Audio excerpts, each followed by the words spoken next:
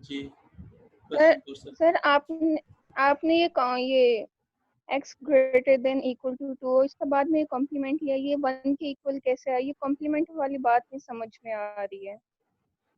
ये कम्प्लीमेंट के बाद नहीं समझ आ रही। यस हमने सर, ये क्यों लिया है? हमने जो प्रोबेबिलिटी के लॉ पढ़े थे तो उसमें हमने पढ़ा था कि probability of A is equal to 1 minus probability of A complement. याद है? यस सर, आ गया। ठीक है, तो वो कम्प्लीमेंट जो ओके। आपने इक्वल टू साइन के दूसरी तरफ लेकर के थे वो अगर इस साइड पे लेकर आए तो probability of A plus probability of A complement is equal to 1 हो जाएगा। Okay sir. ठीक है, ये हम उस वक्त यूज़ करते हैं जब हमें बहुत सारी प्रोबेबिलिटीज इकट्ठी फाइंड करनी हो और उसके कम्प्लीमेंट में उसके मुकाबले में कम वैल्यूज़ फाइंड करनी हो, तो हम क्या करते क्या हैं कि हम उसके कम्प्लीमेंट की वैल्यूज़ फाइंड कर लेते हैं, जिस तरह से हम इस क्वेश्चन में कर रहे हैं कि प्रोबेबिलिटी ऑफ एक्स ग्रेटर देन और इक्वल टू 2 है, तो वो हमारे पास तकरीबन 13 वैल्यूज़ हैं, 13 वैल्यूज़ हैं जो हमने फाइंड 13 या 14 वैल्यूज़ हैं जो हमने फाइंड करनी है। जब उसका हम कम्प्लीमेंट लेते हैं तो हमें 2 वैल्यूज़ फाइंड करनी पड़ती हैं। ठीक है, तो हम उसके कम्प्लीमेंट को फाइंड करते हैं और 1 में से माइनस कर देते हैं, तो हमारे पास ओरिजिनल आंसर आ जाएगा। ठीक है, तो इस सिचुएशन में हम अब क्या करते हैं, probability of x is equal to 0 find करते हैं। पहले x की जगह पर 0 पुट करते हैं, n की जगह पर 15 पुट करते हैं, probability of success in single trial 0.5 put करते हैं। इन वैल्यूज़ को हम जिस तरह से हमने प्रीवियस क्वेश्चन में किया उसी तरीके से हम इस क्वेश्चन में ये सॉल्व करते हैं। 15 सी 0 पुट करोगे तो आपके पास आंसर आएगा 1। 0.5 की पावर 0 पुट करोगे तो आपके पास आंसर आएगा 1। 1 माइनस 0.5 पुट करोगे तो आंसर आएगा 0.5 और 0.5 की पावर 15 पुट करोगे तो आपके पास आंसर आएगा 0.00003। और जब आप इन तीनों को मल्टीप्लाई करोगे तो आपके पास आंसर आएगा 0.00003। ठीक है, इसी तरीके से आपने अब probability of x is equal to 1 put करना है। जहाँ पर आपने 0 पुट किया था अब आपने वहाँ पर 1 पुट करना है। 15 सी 1 0.5 की power 1 1 minus 0.5 raise to power 15 minus 1। 15 C 1 अगर आप निकालोगे तो वो आपके पास 15 आंसर आएगा। 0.5 रेज टू पावर 1 करोगे तो आपके पास 0.5 आंसर आएगा और 0.5 रेज टू पावर 14 करोगे तो आपके पास 0.00006 आंसर आ जाएगा। और जब आप इन तीनों को मल्टीप्लाई करोगे तो आपके पास 0.00046 आंसर आ जाएगा। अगर इस पॉइंट तक किसी को कुछ प्रॉब्लम है, कोई पॉइंट क्लियर नहीं है तो क्वेश्चन कर सकता है। सर ये ऊपर x इज इक्वल टू 1 लिखा हुआ है, नीचे उसी के आंसर्स में x इज इक्वल टू 2 लिखा हुआ है, 0 लिखा हुआ है। हाँ, ये थोड़ी मिस प्रिंट जॉनसन मिसिंग हो गई है, यहाँ पर 1 पुट करना था, ओके सर। यहाँ पर 1 है।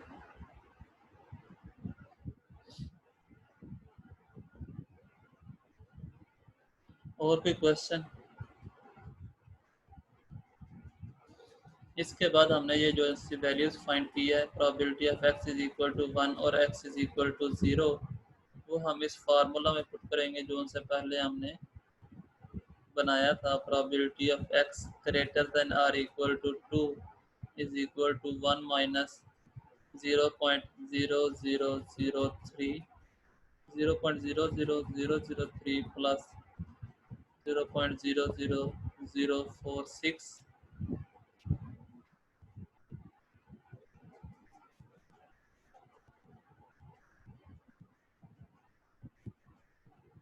आप अपना स्पीकर चेक कर सकते हो। मेरा माइक तो बिल्कुल ठीक काम कर रहा है, जिस तरह से पहले काम कर रहा था। जब आप ये वैल्यूज पुट कर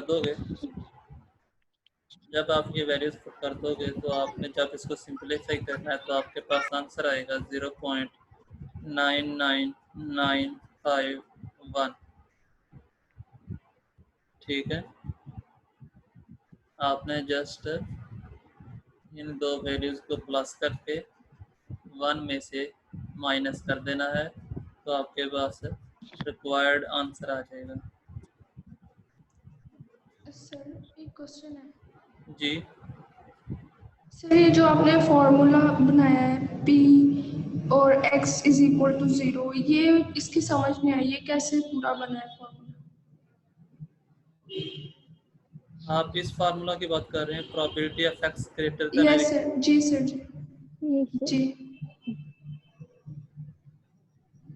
जी सर, इसी की बात कर रहे हैं। जी ये मैं एक्सप्लेन करने लगा हूँ। Probability of x greater then और इक्वल टू 2 अगर हमने फाइंड करना होता तो इसमें हमारे पास जो प्रोबेबिलिटीज आती हैं वो है probability of x is equal to 2 plus probability of x is equal to 3 plus probability of x is equal to 4 plus so on plus probability of x is equal to 15। ऐसे ही है ना, अगर हमने सिर्फ इन वैल्यूज को find करना होता। जी sir, हमने प्रोबेबिलिटी का एक लॉ पढ़ा था कि जिसमें लिखा हुआ था अगर हमने प्रोबेबिलिटी ऑफ ए फाइंड करना है तो हम probability 1 minus probability of A complement find करेंगे तो वो उसके इक्वल आएगा। पढ़ा था ना? जी सर, पढ़ा था लास्ट लेक्चर। जी लास्ट लेक्चर में हमने पढ़ा था probability of A is equal to 1 minus probability of A complement. अगर हम इसका कंप्लीमेंट लेते हैं, probability of x greater than 2 का कंप्लीमेंट लेते हैं तो हमारे पास वो वैल्यूज आएंगी जो 2 से छोटी हैं। Probability of x less than 2, ऐसा ही है ना? अगर x ग्रेटर देन 2 है, इसका हम कंप्लीमेंट लेंगे तो x लेस देन 2 आएगा। जी सर, तो अगर हम x लेस देन 2 फाइंड करना चाहते हैं तो हमारे पास x लेस देन 2 में 0 की ऑप्शन है, x इज इक्वल टू 0 और x इज इक्वल टू 1 आएगा। हाँ जी, ठीक है, जी हम बजाय इसके कि ये 14 वैल्यूज फाइंड करें, 2 से लेकर 15 तक वैल्यूज फाइंड करें, हम जस्ट ये दो वैल्यूज फाइंड करेंगे और प्रोबेबिलिटी का लॉ यूज करते हुए हम इन जस्ट दो वैल्यूज की मदद से इन 14 वैल्यूज का आंसर निकाल लेंगे। ठीक है, जी सर, सर नहीं समझ आ रही।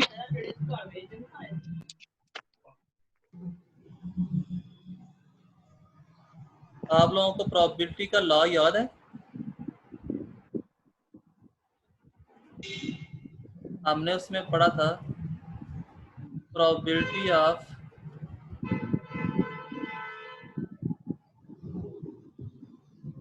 ए is equal to 1 minus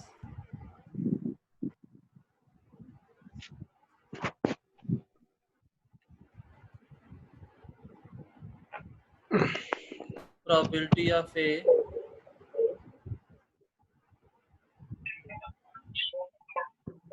complement. ये प्रोबेबिलिटी का लॉ याद है आप लोगों को?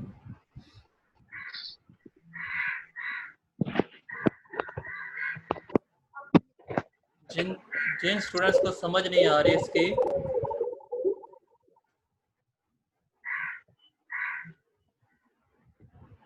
सर आ गई है समझ।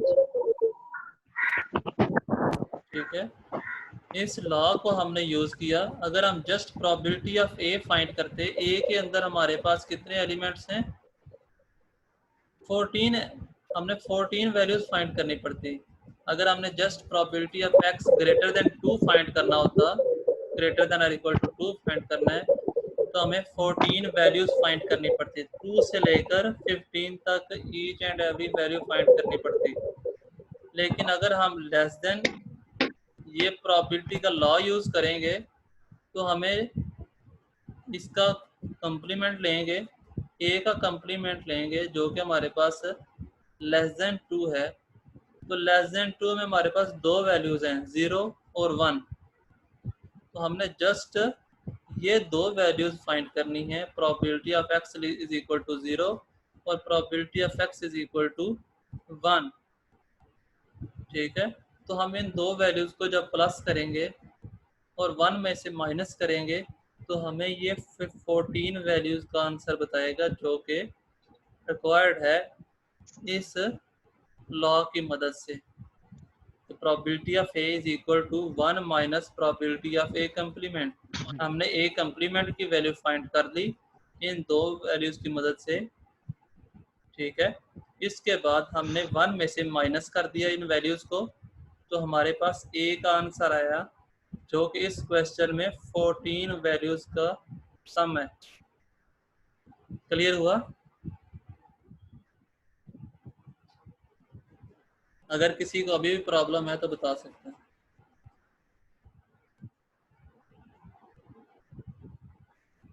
क्लियर है?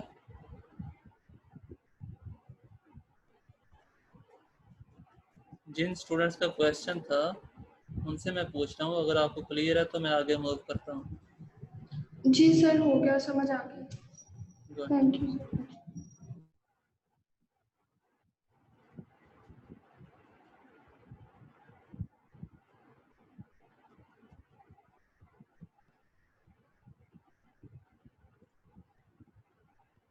तो हमने वो लॉ यूज करते हुए ये आंसर हमारे पास आ गया। ठीक है, इसके बाद हम नेक्स्ट डिस्ट्रीब्यूशन की तरफ मूव करते हैं जो कि पॉइसन डिस्ट्रीब्यूशन। पॉइसन डिस्ट्रीब्यूशन में हमारे पास क्या होता है, ये बाइनोमियल डिस्ट्रीब्यूशन का उल्ट है। उसमें हमारे पास नंबर ऑफ ट्रायल्स स्मॉल होते थे, इसमें नंबर ऑफ ट्रायल्स लार्ज होंगे। ठीक है, उसमें probability of success in a single trial large था, यहाँ पर स्मॉल होगा। ठीक है, बाइनोमियल डिस्ट्रीब्यूशन में हमारे पास नंबर ऑफ ट्रायल्स स्मॉल थे, प्रोबेबिलिटी ऑफ सक्सेस लार्ज था। यहाँ पर नंबर ऑफ ट्रायल्स लार्ज हो गए और probability of success in a single trial small होगा। ठीक है, तो हम इन दोनों वैल्यूज की मदद से n और p की मदद से म्यू फाइंड करेंगे जो कि हमारे पास पॉपुलेशन अरिथमेटिक मीन है, पॉपुलेशन एवरेज। पॉपुलेशन एवरेज को म्यू कहते हैं और हम n और p को जब मल्टीप्लाई करेंगे तो हमारे पास म्यू आंसर आ जाएगा। और ये एक ही पैरामीटर है पॉइसन डिस्ट्रीब्यूशन का। पॉइसन डिस्ट्रीब्यूशन के क्वेश्चन में आप लोगों को म्यू की वैल्यू बताई जा सकती है या फिर प्रोबेबिलिटी बताई जा सकती है कि प्रोबेबिलिटी ऑफ सक्सेस या प्रोबेबिलिटी ऑफ फोकस, जिसके ऊपर आपने फोकस किया हुआ है, ऑब्जेक्टिव जोन सा आपका, वो क्या है और नंबर ऑफ ट्रायल्स क्या हैं। ठीक है, अगर आपके पास एवरेज गिवन है, म्यू गिवन है, तो फिर तो बहुत अच्छी बात है। अगर आपके पास n और p गिवन है तो उन दोनों को मल्टीप्लाई करके आपने म्यू फाइंड कर लेना है। ठीक है, तो इसका जो फार्मूला है, probability of x is equal to x is equal to mu raise to power x e raise to power minus mu divided by x factorial.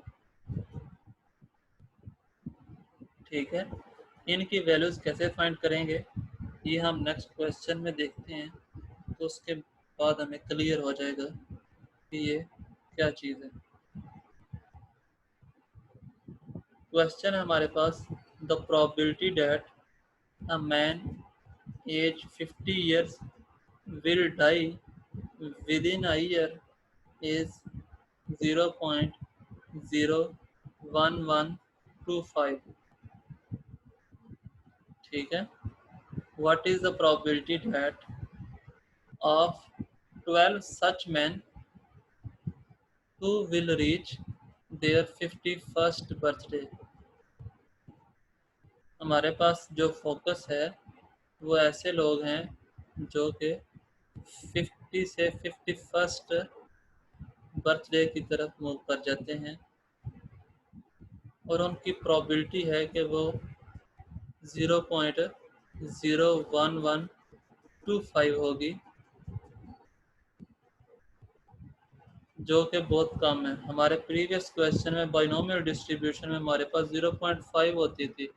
Even 0.12 भी या 133 भी बहुत लार्ज कंसीडर की जा सकती है, लेकिन अगर 0.0 समथिंग होगी या 0.00 समथिंग होगी तो वो प्रोबेबिलिटी स्मॉल कंसीडर की जाती है। अगरचे हमारे पास इस क्वेश्चन में n लार्ज नहीं है, लेकिन हमारा फोकस p की वजह से पॉइसन डिस्ट्रीब्यूशन की तरफ हो गया। क्योंकि p इसमें बहुत स्मॉल है, इसलिए हम पॉइसन डिस्ट्रीब्यूशन यूज़ करते हैं। तो हमें इस क्वेश्चन से पता चला कि हमारा क्वेश्चन में पहला focus probability of desired probability हमारा पहला फोकस होगा। अगर तो हमें उस प्रोबेबिलिटी से पता चल जाए कि प्रोबेबिलिटी स्मॉल है या लार्ज है, तो हम वहीं से डिसाइड कर लेंगे कि हमने बाइनोमियल डिस्ट्रीब्यूशन यूज़ करनी है या पॉइसन डिस्ट्रीब्यूशन यूज़ करनी है। अगर हमारे पास p स्मॉल होगा तो हम पॉइसन की तरफ मूव कर जाएंगे, अगर हमारे पास p लार्ज होगा तो हम बाइनोमियल की तरफ मूव कर जाएंगे। और अगर हम डिसाइड ना कर सकें कि ये p स्मॉल है या लार्ज है, लेट्स सपोज अगर हमारे पास 0.1 की प्रोबेबिलिटी 0.1, तो हम डिसाइड ना कर सकते ये स्मॉल है या लार्ज है, तो फिर हम n को चेक करते। n अगर लार्ज होता तो हम पॉइसन की तरफ मूव करते, अगर n स्मॉल होता तो हम बाइनोमियल की तरफ मूव कर जाते। तो इसमें प्रोबेबिलिटी हमारा जो फोकस प्रोबेबिलिटी है वो 0.01125 है, जो कि बहुत स्मॉल है। n इज इक्वल टू 12 है, तो हमने पॉइसन डिस्ट्रीब्यूशन यूज़ करनी है। तो उसके लिए हमारे पास जो पैरामीटर है वो है mu. Mu is equal to n p. N हमारे पास 12 है, पी हमारे पास 0.01125 है। जब हमने इनको मल्टीप्लाई किया तो हमारे पास आंसर आया 0.135। ठीक है, यहाँ पर हमने 2 की प्रोबेबिलिटी फाइंड करनी है, तो x is equal to 2 is equal to 0.135 raise to power 2। Mu की पावर x है, म्यू हमारे पास 0.135 है, x हमारे पास 2 है, यहाँ पर 2 पुट कर दिया। ठीक है, e एज इट इज़ आएगा raise to power minus mu minus 0.135 divided by 2 का फैक्टोरियल। अब हम ये तो फाइंड कर सकते हैं 0.135 का स्क्वायर, लेकिन हमने फाइंड करना है e raise to power minus 0.135। ये हम कैसे फाइंड करेंगे? इसके लिए दोबारा आप अपना कैलकुलेटर अपने सामने रख लें, तो आप देखेंगे कि नेचुरल लॉग के ऊपर ई की पावर में बॉक्स बना हुआ नजर आएगा। नेचुरल लॉग में ई की पावर में बॉक्स नजर आएगा, तो आपने शिफ्ट प्रेस करना है और नेचुरल लॉग प्रेस करना है, तो आपके पास स्क्रीन के ऊपर ई की पावर में बॉक्स नजर आएगा। ठीक है, इस बॉक्स के अंदर आपने -0.135 पुट कर देना है।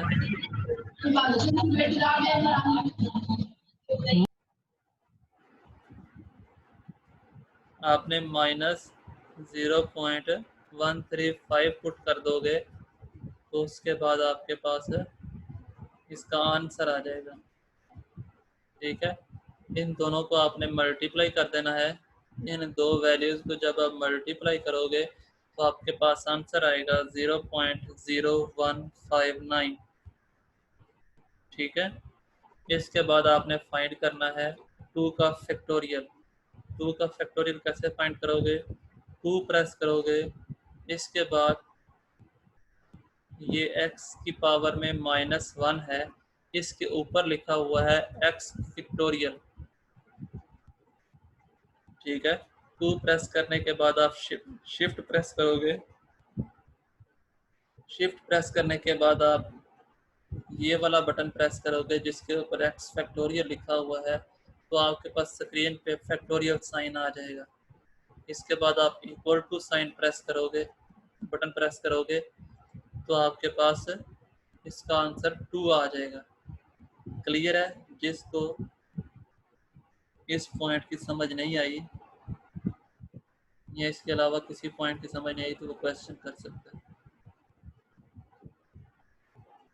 सर ऊपर वाले एक ही समझ नहीं आई। ई फाइंड कैसे करना है? जी आपके पास कैलकुलेटर के ऊपर नेचुरल लॉग का एक बटन होगा LN, जी उसके ऊपर जी ई की पावर में बॉक्स बना होगा। जी ठीक है, आपने सबसे पहले शिफ्ट प्रेस करना है, उसके बाद नेचुरल लॉग प्रेस कर देना है, LN प्रेस कर देना। जी आपके पास स्क्रीन के ऊपर ई की पावर में बॉक्स बन जाएगा। जी बन पावर गया। में -0.135 पुट कर देना। यस सर 0.8737 आ गया। जी बिल्कुल, जो भी है इसका आंसर आता है। ठीक है, इसके बाद आपने ये स्क्वायर टर्म से इसको मल्टीप्लाई करना है, तो आपके पास आंसर आएगा 0.0159। ये मैंने राउंड ऑफ किया है। ठीक है, क्लियर हो गया सबको?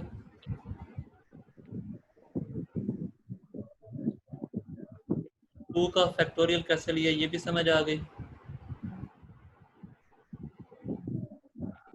इसके बाद आपने 0.0159 को डिवाइड करना है 2 के साथ, तो आपका आंसर आएगा 0.00796। ठीक है, क्लियर हो गया ये सर? अगर यस किसी को इस क्वेश्चन में प्रॉब्लम है तो क्वेश्चन कर सकते हैं।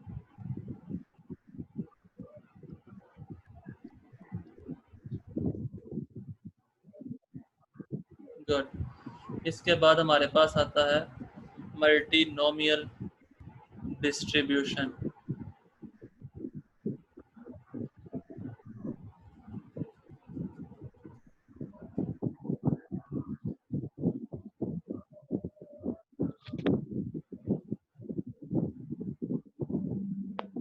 ये 2 फैक्टोरियल में हमारे पास 2 फैक्टोरियल इस तरह से आता है कि सबसे पहले आपने 2 प्रेस करना है, इसके बाद ये बॉडी के ऊपर फैक्टोरियल लिखा हुआ x फैक्टोरियल आता है। यहाँ पर आपने शिफ्ट के बाद इस बटन के ऊपर x फैक्टोरियल लिखा हुआ है, उस बटन को प्रेस करोगे तो स्क्रीन के ऊपर फैक्टोरियल साइन आ जाएगा।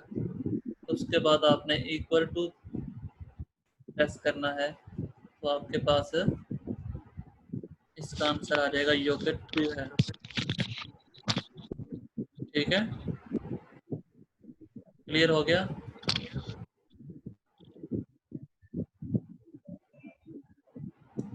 इसके बाद हमारे पास मल्टीनोमियल डिस्ट्रीब्यूशन है।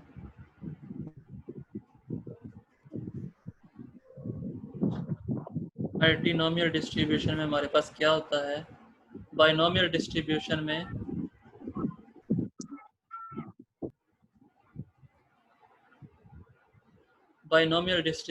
हमारे पास दो आउटकम्स होते हैं, या तो सक्सेस था या फिर फेलियर।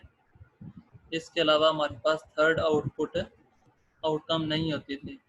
लेकिन मल्टीनोमियल एक्सपेरिमेंट में हमारे पास 2 से ज़्यादा आउटकम्स होती हैं हर ट्रायल की। जैसा कि हमारे पास कोई मैन्युफैक्चर्ड आइटम्स है, उनमें उनको हम क्लासीफाई कर सकते हैं गुड, एवरेज, बैड में। ठीक है, बाइनोमियल में हमारे पास जस्ट 2 थी, या सक्सेस थी या फेलियर थी। इसमें हमारे पास 3 आउटकम्स आ गई, गुड, एवरेज, बैड। या हमारे पास कोई एक बॉक्स है जिसके अंदर हमने डिफरेंट कलर के बॉल्स रखे हुए हैं, उन बॉल्स के colour green, red, black, blue हैं। तो ये हमारे पास आउटकम्स डिफरेंट हैं, 2 से ज़्यादा हैं। जब हमारे पास आउटकम्स 2 से ग्रेटर होंगे तो हम बाइनोमियल नहीं मल्टीनोमियल यूज़ करेंगे, मल्टीनोमियल डिस्ट्रीब्यूशन। ठीक है, तो जब हम इसका क्वेश्चन करेंगे तो ये आपको मज़ीद वाज़ेह हो जाएगा कि ये फार्मूला इसका कैसे यूज़ करना है। इसके क्वेश्चन की तरफ मूव करते हैं। हमारे पास एक बॉक्स है जिसके अंदर 5 रेड बॉल्स हैं, 4 वाइट बॉल्स हैं, 5 रेड मार्बल्स हैं, 4 वाइट मार्बल्स हैं, 3 ब्लू मार्बल्स हैं। उनमें से हमने एक सैंपल लिया 6 मार्बल्स का। 6 मार्बल्स हमने ड्रॉ किए, उनमें से पिक किए हैं। तो find the probability that in the sample of 6 there are 3 red, 2 white and 1 blue marbles. ठीक है, तो इसके लिए हमें सबसे पहले प्रोबेबिलिटी ऑफ रेड चाहिए। रेड की प्रोबेबिलिटी क्या है? हमारे पास टोटल मार्बल्स 12 हैं। 5 + 4 + 3 = 12। हमारे पास टोटल 12 मार्बल्स हैं।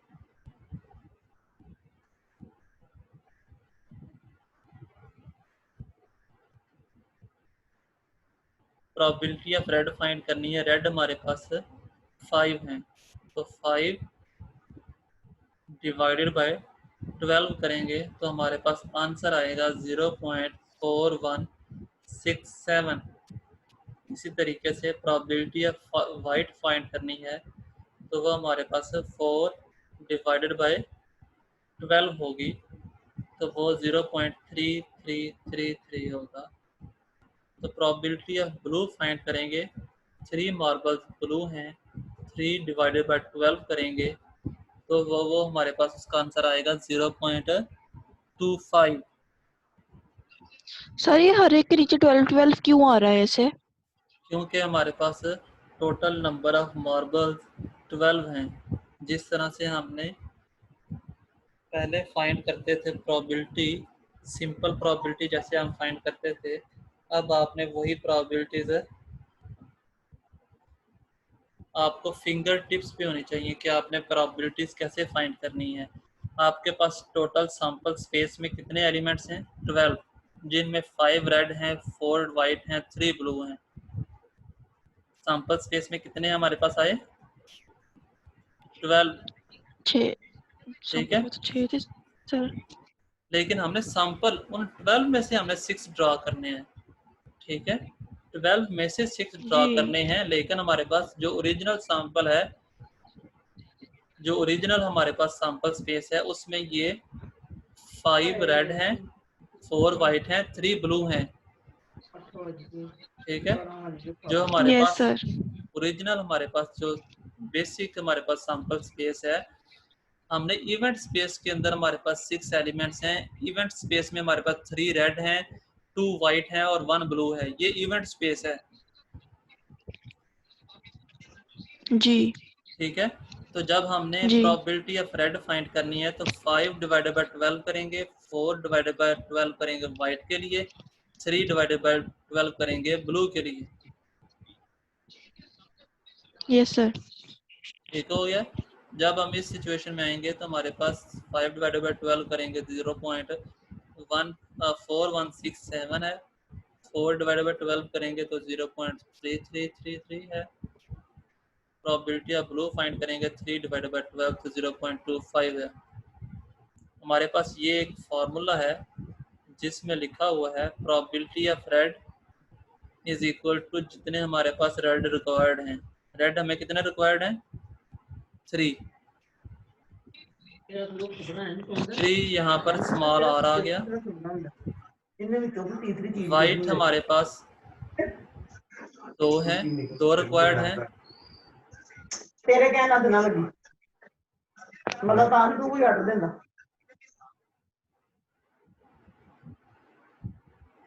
वाइट हमारे पास 2 हैं, ब्लू हमारे पास 1 रिक्वायर्ड है। ठीक है, red 3, white 2, blue 1। Small n है, हमने जितने सैंपल जितने मार्बल ड्रॉ करने हैं, तो हमने कितने मार्बल ड्रॉ करने हैं? 6। टोटल हमने 6 मार्बल्स ड्रॉ करने हैं। 6 का फैक्टोरियल डिवाइडेड बाय आर हमारे पास 3 है, 3 का फैक्टोरियल। डब्ल्यू हमारे पास 2 है, 2 का फैक्टोरियल। ब्लू हमारे पास 1 है, तो 1 का फैक्टोरियल। प्रोबेबिलिटी ऑफ आर की power small r, probability of r है हमारे पास 0.4167। स्मॉल आर हमने कितने ड्रॉ करने हैं? 3, तो 3 यहाँ पर आ गया। 0.33 की पावर 2, क्योंकि वाइट हमें 2 रिक्वायर्ड हैं और ब्लू की प्रोबेबिलिटी 0.25 है, तो उसकी पावर में 1 आ जाएगा। ठीक है, जब हम इसको सिंप्लीफाई करेंगे तो हमारे पास 0.1206 आंसर आ जाएगा। ठीक है, टाइम कम रह गया है तो अभी अटेंडेंस नोट कर लो CR। ठीक है, अगर किसी का क्वेश्चन है तो मैं दोबारा लॉग इन होता हूँ, तो दोबारा से अगर किसी का क्वेश्चन हुआ तो पूछ सकता है।